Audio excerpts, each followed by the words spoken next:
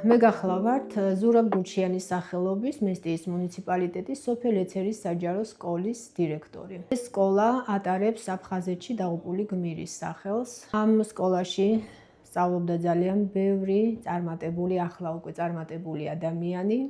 ყავს 82 მოსწავლე, 18 მასწავლებელი და სკოლას საკმაოდ კარგი მიღწევები აქვს აკადემიური თვალსაზრისით და სხვა სპორტული იქნება თუ შემოქმედებითი თვალსაზრისით. მოსწავლეები იღებენ მონაწილეობას სხვადასხვა კონკურსებში, სამინისტროს მიერ დადგენილ კონკურსებში, იღებენ მონაწილეობას თვითონ სკოლის კონკურსებში, რაიონულ კონკურსებში და ძალიან, ასე ვთქვათ, აქტიური ბავშვები გვყავს, როგორც აღნიშნე, საპრიზო ადგილების მფლობელებიც არიან და ჯილდოვდებიან სხვადასხვა ჯილდოებით. ჩვენ სკოლაში არის სხვადასხვა კლუბები, არის სპორტის მიმართულებით, კლავჭიდის კლუბი, ჭიდაობის, კარატეს ჯგუფიც არის ჩვენ სკოლაში. ფუნქციონირებს ასევე ცეკვის წრე, ფოლკლორის მასწავლებელი გვყავს და მოსწავლეები ჩართულები არიან აქტიურად ამ წრეებში. საკმაოდ დიდი სოფელია და ადრე 90-იან წლებში ამ სოფელში არსებობდა კიდევ 3 დაწყებითი სკოლა.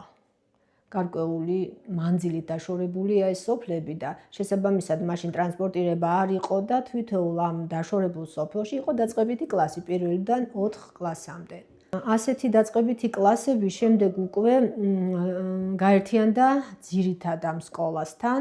ეს განაპირობა დემოგრაფიულმა პირობებმა, განაპირობა იმანაც, რომ სამინისტრომ ტრანსპორტი დანიშნა და შორის სოფლებიდან უკვე მოხდა ბავშვების ტრანსპორტირება, რითაც უზრუნველყოფილია დღემდე ეს სოფელის სკოლას ემსახურება 4 მიმართულებით ტრანსპორტი.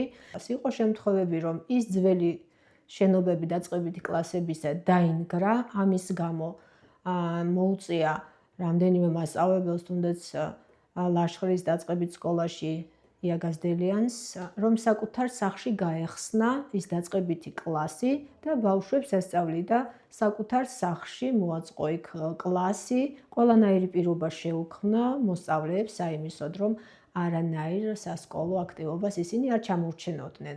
ეს განაპირობა, როგორც გითხარით, იმან რომ დაინგრა ის დაწყებითი კლასების უძველესი შენობა და ძალიან მნიშვნელოვანი იყო მაშინ ამ ბავშვებისთვის ის, რომ რადგან დაშორებული იყო ეს სოფელი სკოლასა, ამ მანძილზე რომ არევლოთ, დიდი დამსახურება იყო მასწავლებლის მხრიდან, რომ საკუთარი სახლი დაუთმო ბავშვებს და საკუთარ სახლში უზრუნველყო სასწავლო სივრცის მოწყობა.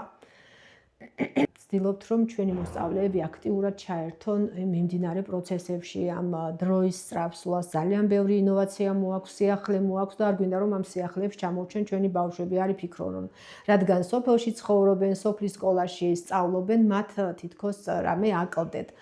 ეს განწყობა და განცდა რომ არ იყოს, ამიტომ ყველანაირად ვცდილობთ რომ ფეხი აუწყოთ სიახლეებს. გვაქვს კომპიუტერების ოთახი, ბიბლიოთეკა გვაქვს საკმაოდ დიდი სივრცით, გვაქვს 5000-მდე წიგნი.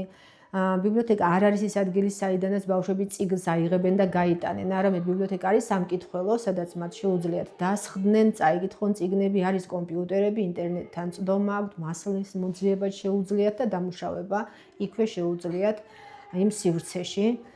ინფრასტრუქტურულად ვცდილობთ, რომ სკოლა გამართული იყოს, გვაქვს მწვანე საფარიანი მოედანი, ეხლა დაგეგმილი არის სკოლის რეაბილიტაცია, ნაწილობრივი რეაბილიტაცია, კეთილმოწყობა ხდება ეზოსი, მოედნის, სპორტდარბაზის. იმასაც გეტყვით, რომ რამდენიმე წლის განმავლობაში ჩვენ სკოლას ურთიერთობა ჰქონდა რეგიონალური განვითარების ფონდთან, მაგ-ჯორჯია, ასეთი სახელწოდებით, არაფორმალური განათლება სკოლაში ძალიან მნიშვნელოვანია და ჩვენი მოსწავლეებისთვის ხელმისაწვდომი იყო ამ ორგანიზაციის დამსახურებით ის, რომ სკოლაში ყოფილიყო წიგნის კლუბი, სკოლაში იყო თეატრალური დასი, იყო მუსიკალური ჯგუფი, ცეკვის ანსამბლი, უცხოენის, გაძლიერებული უცხოენის სწავლება და სპეციალისტები თავად ჩამოჰყავდათ ამ ორგანიზაციის წარმომადგენლებს და არც ერთი მოსწავლე თანხას არ იხდიდა ამაში. ერთი სიტყვით ძალიან საინტერესო შემოქმედებითი ცხოვრება ჰქონდა ჩვენს მოსწავლეებს წლების განმავლობაში და მე ვფიქრობ, ამან ძალიან დიდი როლი ითამაშა